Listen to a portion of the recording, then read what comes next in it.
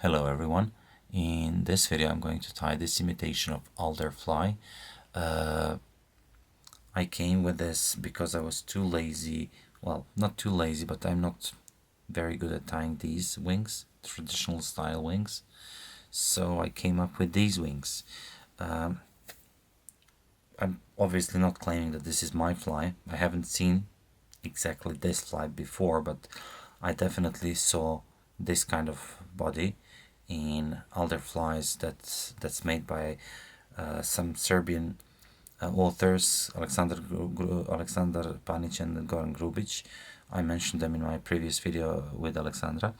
They are actually making alder fly like the similar to this, and I saw this body there. It's also present in Hardy's favorite, so it's quite a famous pattern for the body. Starling is definitely something that's widely used among fishermen for wet flies, and it's beautiful, soft, fluffy material. But the only thing I haven't seen is starling for the wings. I actually like it very much because of the shine to it. I got some fish on this fly, actually variation of this fly, because I actually used this kind of wet fly, but because I'm not confident in tying these kind of wings yet, at least not in front of audience, I decided to do something else, and I really hope you will like it, and I would really appreciate your feedback in the comments below. What do you think about tying of this fly, about the pattern itself, and my thoughts about how I fish it. So without any further ado, let's hop into materials and how I tie it and why I do what I do. So guys, let's go. For the body here, I'm going to use Peacock, and for the rib I'm going to use red floss. Well, I'm not going to use red floss, I'm going to use UTC, which is almost the same. I'm just gonna double it, quadruple it actually. And then Peacock, as I said. Then for wings I'm going to use Starling. For legs I'm going to use Starling. For thread I'm going to use Vivas in size 14 through 0.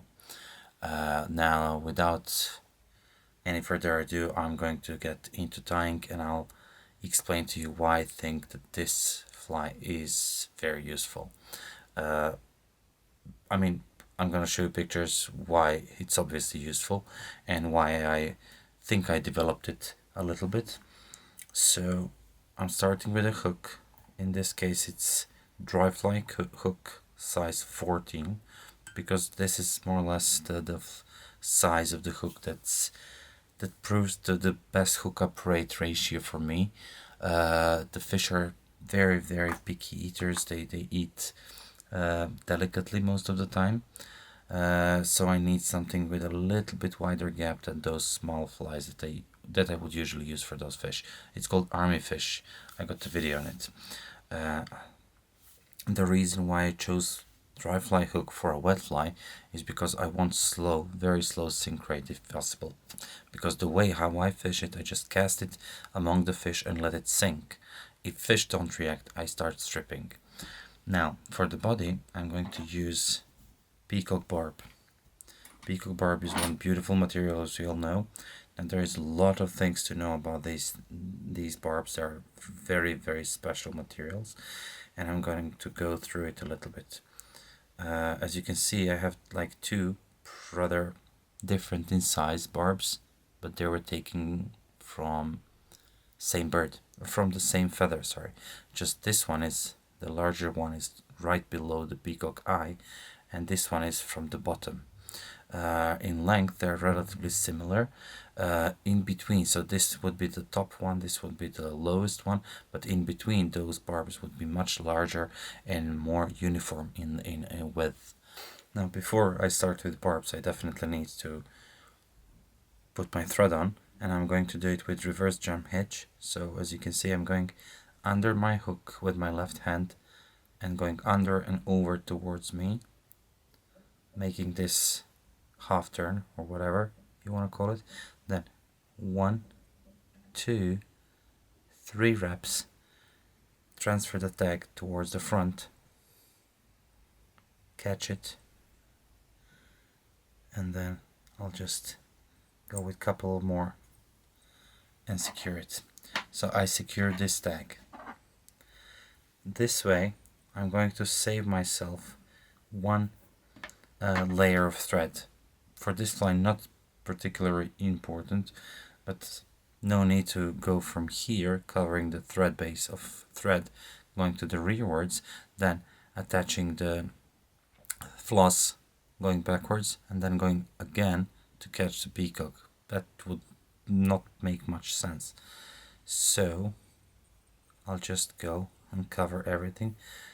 Counter spin the bobbin from time to time to allow your thread to flatten out, and that's it. For the ribbing material, I'm going to use UTC 70 denier.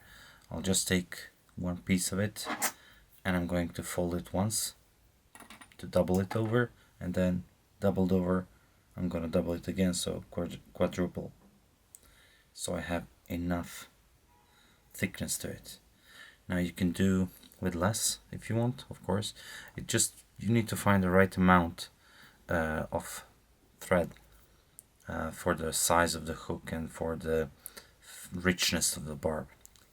I'm gonna moisten it a little bit, so it's going to be a little bit easier to work with. Counter spin the bobbin so the thread jumps into my hand, and then as you can see here I'm pulling out, so I'll just make one or two wraps, not too hard ones, and then I'll pull, hide the tag, so no need to cut it.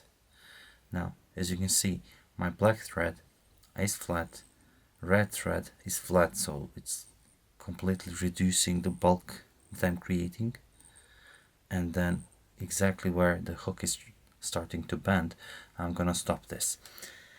Now as I was saying, I can take those wider barbs from the lower part of the hook peacock eye, but I think they are too wide for this.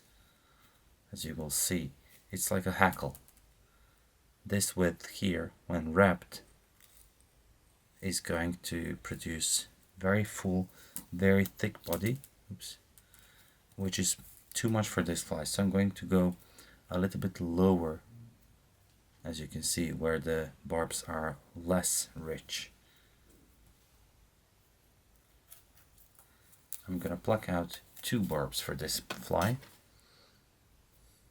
and I'm going to break the tips. These are tips. I'm going like maybe 3-4 centimeters off the tips, breaking them, and then spinning the bobbin counterclockwise again so I can catch the barb.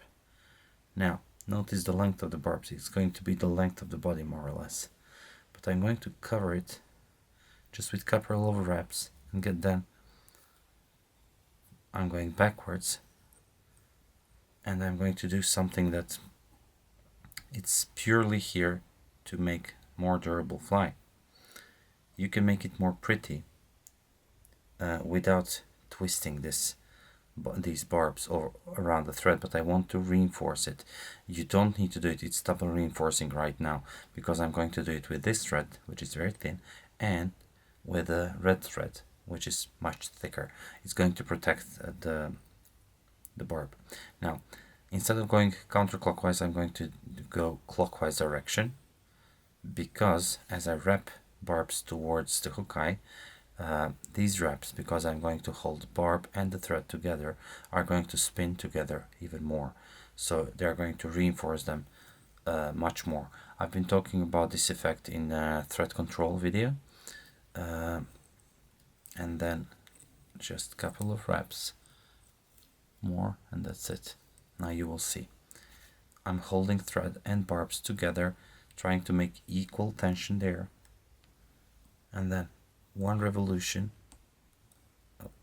okay, in front, pull those barbules backwards,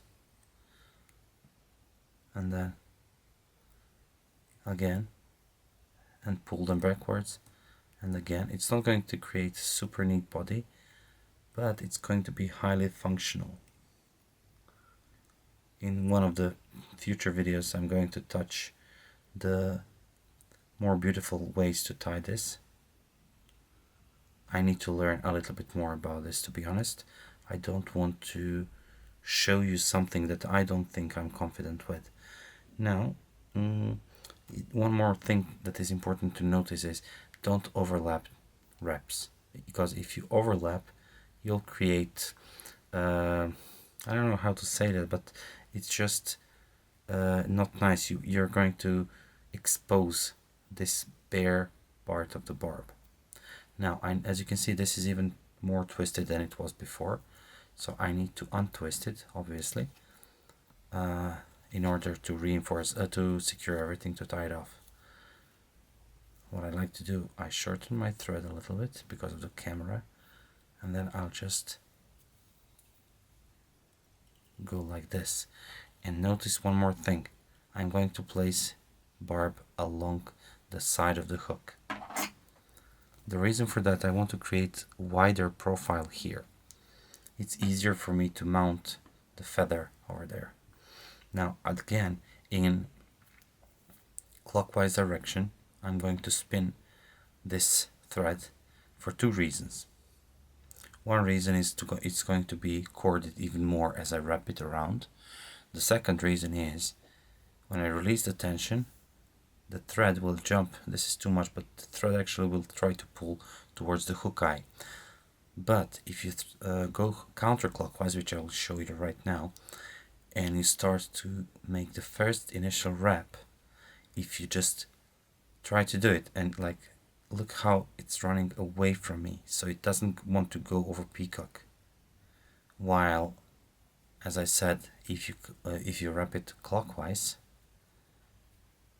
okay, like so, it's going to jump over peacock instantly, and it's going actually to jump towards the eye all the time. So I'm making those turns relatively even, and as I reach this part here, I'm going to save some wraps by going backwards, and then I'm gonna catch it with one, pull to the side, keep the tension on everything, two, and now you can release the tag end, let it flatten itself. Okay. Now I created a little bit of wider profile, as I said here, and it's going to help me mount the wings.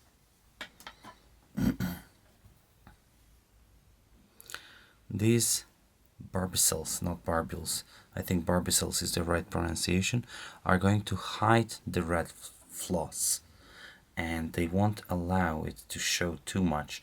The floss will actually change color when it's wet to like wine color, and it looks beautiful. I will show you the enlarged photo of this in the video now, because it has this just a hint, like a spice to it.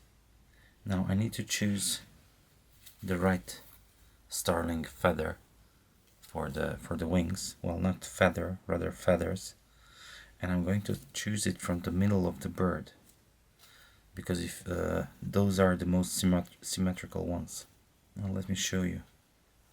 As you can see, this one is not symmetrical at all, so I want to choose symmetrical ones.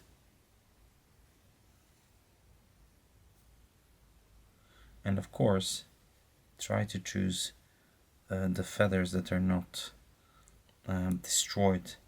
I chose two feathers that are one next to each other. And then if you just tie it like this, it's going to be a mess. You need to remove the fluff. You need to remove the fluff, and you need to remove the exact amount of it.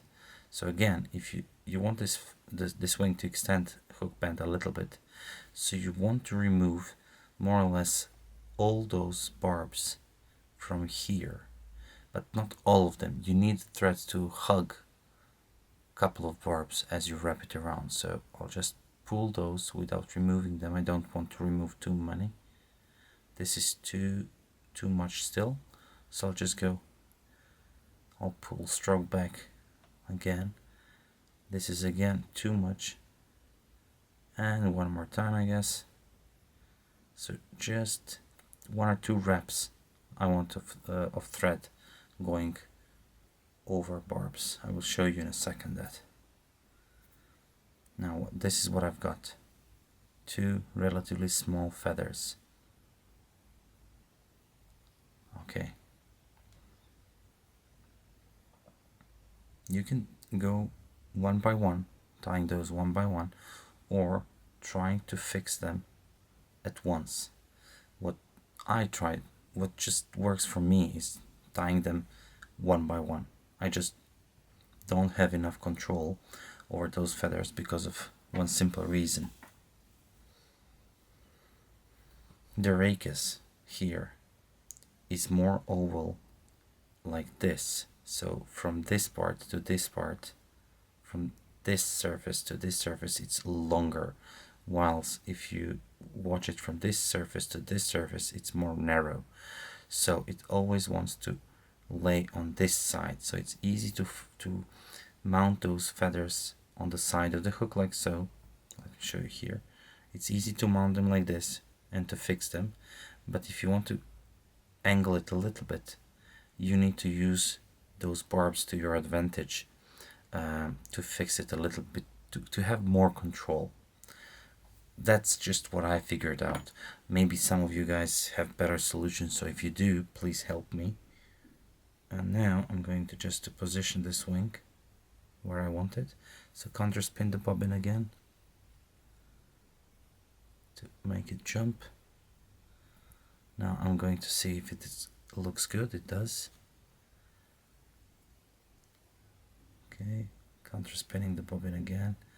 Just let it spin, and then I'll bring the second wing here. I'll hold it in position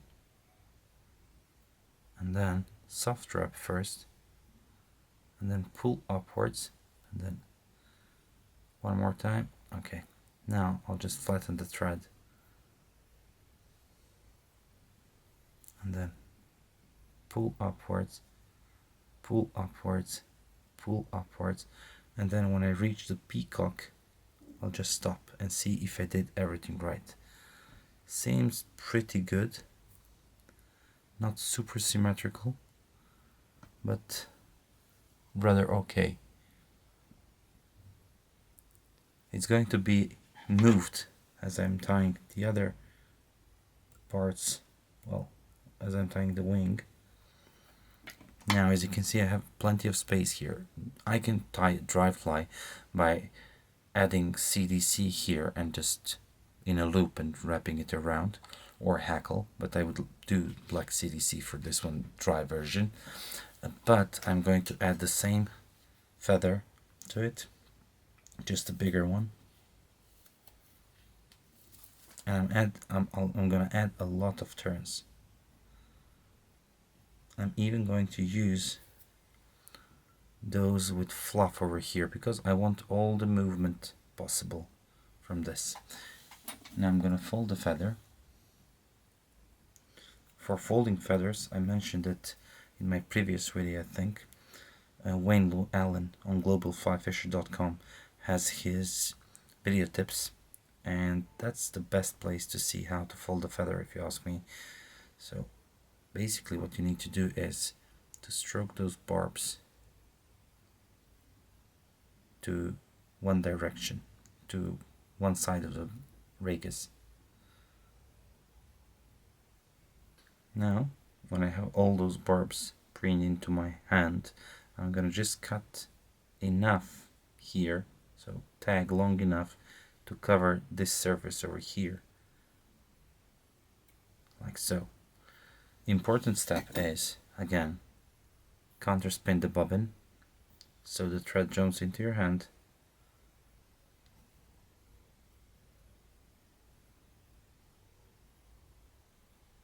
Flatten thread, wraps one next to another, covering everything here. Okay. And now, I haven't folded this feather perfectly, but I'm gonna do it as I'm wrapping it. Important step is also to wrap the feather with very close successive turns, So rachis has to go very close to the previous trap, if possible in touching turns. I don't like these barbs sticking out, so I'll just remove them with my fingers. That's why I need to fold the feather, because if you do it properly, which I failed to do, you're gonna have cleaner wrap of your legs here and nicer look to your fly, which is not particularly important for fishing, but it is for the final look of your fly. Now, very important part is, now look at this. I stripped the upper part of the rachis, so now when I reach the end, it's just right here, I'm gonna remove those wraps here, and I'll just catch the rachis above the last barb, so I don't interfere with any of these barbs. Okay. Now I'm gonna cut it and create a nice little head. Okay.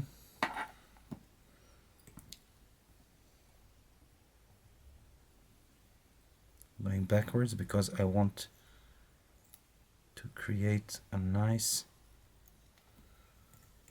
head.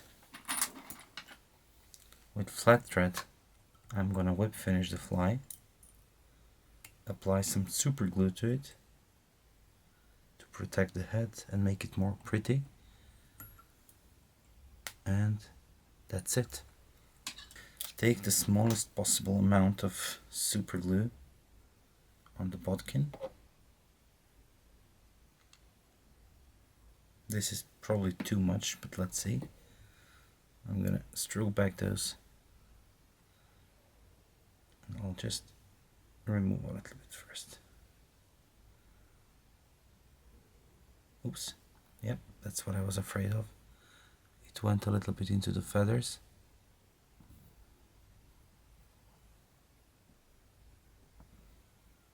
Okay. Nice, neat head.